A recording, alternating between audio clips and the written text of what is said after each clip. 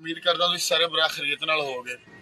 अज video एक Nankana page police का page है, उनके उत्ते अज देखी एक पोस्ट देखी कि डिस्ट्रिक्ट पुलिस अफीसर साहब जनाब अज खुली कचहरी लगा रहे हैं बॉयज डिग्री कॉलेज के इस दे हवाले नाल एक वीडियो बना रहा वहाँ कि क्या सिटी थाना सिटी ने या सदर थाने ने कि इस हवाले ने कंपेन की कोई मसाजे चलान करवाए हो या किसी ने कंपेन अंगाही मुहिम की हो कि अज खुली कचहरी लग रही तशरीफ लैके आया जे उस जगह के उत्ते और शाहकोट के कोने च बंद कमरे च खुली कचहरी का निकाद करना ये भी कोई समझ तो बाहर गल है।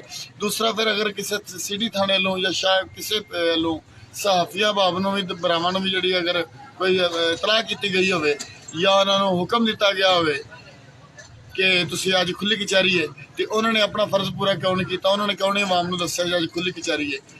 इस तरह गुमनाम तो चोरों तरह खुली कचहरी का इनकाद करने का मकसद की है। अगर कोई बाई जानता है खुली कचहरी का इनकाद अज हो रहा है तो किहड़ा बाई जानता है, मेरा हाल कोई बंदा भी नहीं जानता होगा।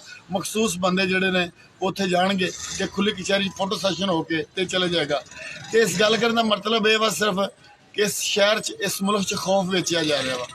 खौफ की कीमत जी इन्नी का नमोल इन्ना सस्ता खौफ कर दिता गया वा कि जिस अदारे का दिल करे वो बेच दे। जिस छोटे तो लैके वड्डे अदारे तक जिन्हें दिल करे खौफ बेचे। खौफ नाल इन्होंने शाहकोट नूं ते इस मेरे जिले नूं ते मेरे पाकिस्तान नूं इन्ना खौफ मुसलत कर दिता वा कि लोग हुण गुंगे ते बहरे हो गए। तो मैं उम्मीद करदा वां कि खुली कचहरी फोटो सैशन देना होवे आवाम नूं रिलीफ देने वास्ते जो भी होवे district police officer Lahore DCO Lahore होवे या असिस्टेंट कमिश्नर होवे जो भी खुली कचहरी का निकाद होवे अवामी होवे ना कि फोटो सैशन होवे। अपनी बहुत सारिया दुआवां च मैनूं याद रखिया जी। अल्लाह हाफिज़।